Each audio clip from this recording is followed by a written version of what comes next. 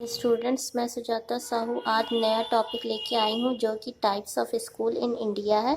यानी इंडिया में कितने तरह के स्कूल मिलते हैं देखने के लिए। डिफरेंट डिफरेंट तरह के स्कूल्स हैं, तो इसी के बारे में हम लोग डिटेल से स्टडी करेंगे। तो पहला यहाँ पे देखिए डायग्राम मैंने बनाया है।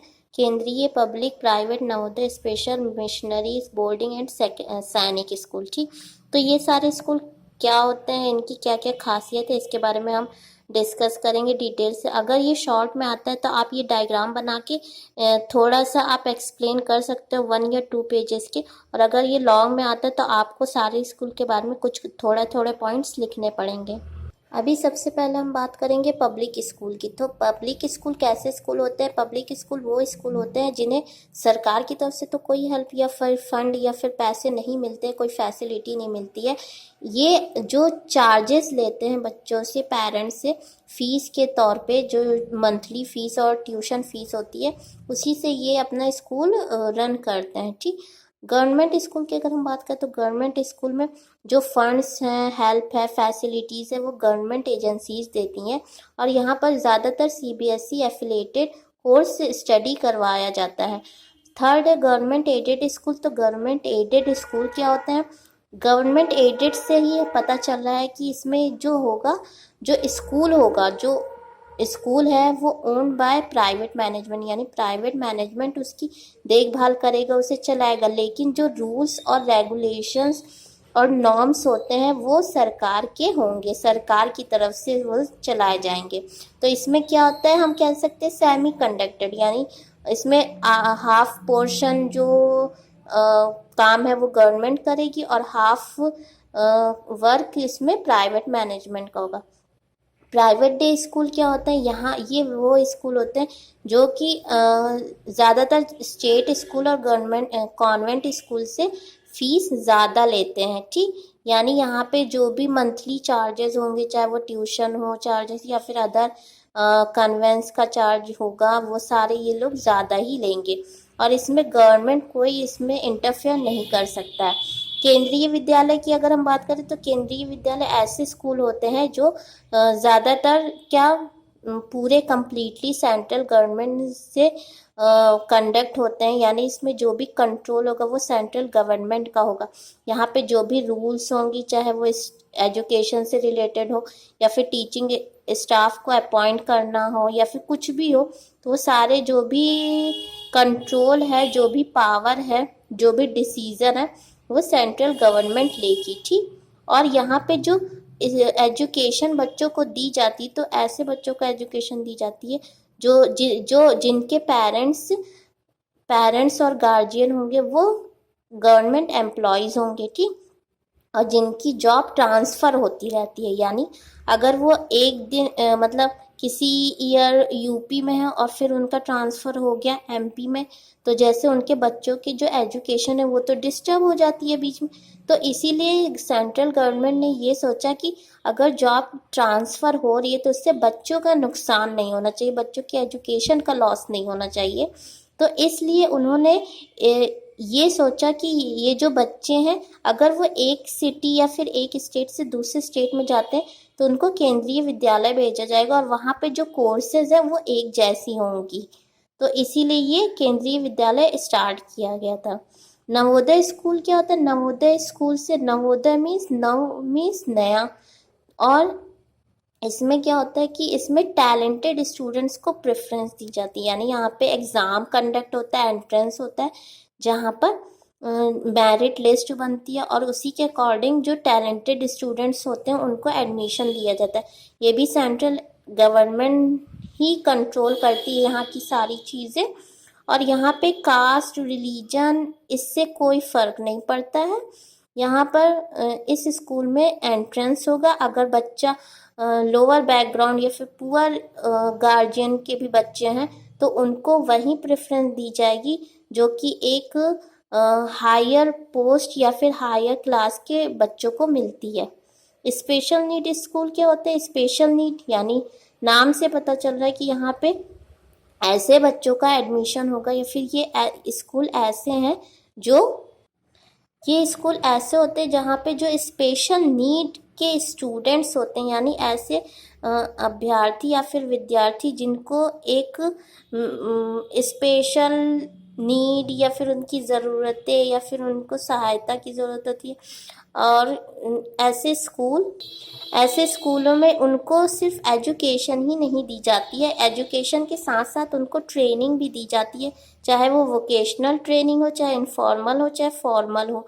और उनकी जो भी स्किल्स होती हैं उनको डेवलप कराया जाता है ताकि वो जो आगे सोसाइटी में जाएं और या फिर फ्यूचर में अपने पैरों पे खड़े हो सके और लाइफ में कुछ कर सके। तो उनको एक तरह से हम कह सकते हैं सेल्फ डिपेंडेंट या फिर स्वावलंबी बनाया जाता है। स्पेशल नीड स्कूल में सारी फैसिलिटी बच्चों को दी जाती हैं, चाहे वो टीचिंग स्टाफ से रिलेटेड हो, चाहे उनके जैसे मान लीजिए जैसे कोई भी दिव्यांग हो, उसे अगर किसी चीज़ की ज़रूरत है तो वो उसको वहीं फैसिलिटी प्रोवाइड की जाएगी। अगर किसी और बच्चे को कोई और प्रॉब्लम है या फिर उसे किसी चीज़ की ज़रूरत है, जैसे हम कह सकते हैं जो ब्लाइंड स्टूडेंट्स होते हैं उनको ब्रेल लिपि के माध्यम से पढ़ाया जाता है। इसी तरह different different facilities school provide कराते हैं। अब हम बात करते हैं सैनिक स्कूल की। तो सैनिक स्कूल को भी कौन रन करवाता है? सेंट्रल गवर्नमेंट ही इसे भी चलाती है। लेकिन इसमें क्या इम्पोर्टेंस है इसका कि ये जो सैनिक स्कूल है इसमें सिर्फ आर्मी के बच्चे या फिर उनके चिल्ड्रन ही पढ़ सकते हैं, यानी और जो ऐसे क्या कहते हैं जो जिनकी जॉब ट्रांसफ़र हो रही है लेकिन वो सारे आर्मी से रिलेटेड ही होंगे। यानी अगर हम इसमें सारे जो भी आर्म फोर्स के जो भी जवान होते हैं, सोल्जर्स हो गए, तो उनके जो बच्चे होते हैं उनके लिए एक स्पेशल स्कूल होता है, सैनिक स्कूल होता है। और ये पूरे कंट्री में कह सकते पूरे इंडिया में जहाँ जहाँ पे भी है, जिस जिस स्टेट में है, तो वहाँ पे सारी जो भी रूल्स हैं, रेगुलेशंस है या फिर कोर्स है, करिकुलम है, सब एक जैसा सेम होता है। अब हम बात करते हैं स्टेट स्कूल की। तो स्टेट स्कूल क्या होते हैं? इनमें जो फीस ली जाती है, फीस स्ट्रक्चर काफ़ी कम होता है बाकी स्कूलों से। जैसे प्राइवेट में सबसे ज़्यादा था, कॉन्वेंट में ज़्यादा था, लेकिन स्टेट स्कूल में कम होता है। और इसे कौन चलाता है? इसे स्टेट गवर्नमेंट चलाती है। यानी जैसे मान लीजिए यूपी का कोई स्कूल हो तो वो उसके जो कंट्रोल होंगे, पावर होंगे, वो यूपी सरकार चलाएगी। बोर्डिंग स्कूल कैसे होते हैं? बोर्डिंग स्कूल और हॉस्टल की अगर हम बात करें तो ये उन बच्चों के लिए होता है जिनको एक स्पेशल नीड की ज़रूरत होती है। They provide the informal and vocational training to children which can help developing their skills. यानी यहाँ पर बच्चों को सेल्फ डिपेंडेंट भी बनाया जाता है, उनको ट्रेनिंग दी जाती है, उनकी स्किल्स डेवलप कराई जाती हैं ताकि वो आगे जाके अपने पैरों पे खड़े हो सके। और यहाँ पे सारी फैसिलिटीज़ भी होती है बोर्डिंग स्कूल में, जैसे हम कह सकते हैं मेस हॉस्टल, बेडरूम, सारी फैसिलिटीज़ होती है, जैसे कि एकदम घर पे जो भी फैसिलिटीज़ आपको मिलती है उसी तरीके से। मिशनरीज और कॉन्वेंट स्कूल्स क्या हो सकते हैं? मिशनरीज स्कूल्स ऐसे स्कूल होते हैं जो ज़्यादातर क्रिश्चियन मिशनरीज चलाते हैं और ये अपर मिडिल क्लास सोसाइटी के लिए होता है। इसमें जैसे मान लीजिए बहुत गरीब लोग हैं तो वो नहीं पढ़ सकते, वो एजुकेशन नहीं ले सकते। नेक्स्ट है स्कूल्स विद रिलीजियस एफिलिएशन। यानी आप लोगों ने मदरसा का नाम सुना होगा, मदरसा है और ये यहाँ पर कैसे होता है? These are run by religious institution. यानी यहाँ पे जो भी मदरसा है, हम एग्जाम्पल लेते हैं तो उसे कौन चलाता है? जो भी रिलीजियस इंस्टीट्यूट है वो उसे कंडक्ट करवाएंगे। वहाँ की जो भी रूल्स होंगे, नियम होंगे या फिर वहाँ पे क्या करिकुलम चलाना है, क्या पढ़ाना है, वो सब डिसाइड कौन करेगा? वही institution. Students in these institution get instructions in religion as well as some modern subject. अब यहाँ ज़रूरी नहीं है कि सिर्फ वो अपने रिलीजन का ही पढ़े, नहीं, वहाँ पे उनके रिलीजन को भी पढ़ाया जाता है। यानी जो ऐसे मान लीजिए मदरसों में अरबी, फ़ारसी, उर्दू हो गया, ये सब तो पढ़ाया ही जाता है, लेकिन इसके साथ साथ कुछ वो मॉडर्न सब्जेक्ट भी पढ़ाते हैं। जैसे मान लीजिए कहीं कहीं पे इंग्लिश पढ़ा दिया गया या फिर इसी के साथ कुछ और फ़ारसी पढ़ा दिया गया, इस तरह से। सब्जेक्ट से, और मैथ्स पढ़ा दिया, ताकि बच्चे जो हैं वो सिर्फ एक दायरे में ना रह कर करके अपनी शिक्षा को उस शिक्षा का जो भी क्षेत्र है उसको ब्रॉड कर सके और अपनी थिंकिंग ब्रॉड कर सके। तो इसके साथ टाइप्स ऑफ स्कूल यहीं पे एंड होता है। अगर ये लॉन्ग में आता है तो आप इसी तरह लिखिएगा और वो डायग्राम ज़रूर बनाइएगा।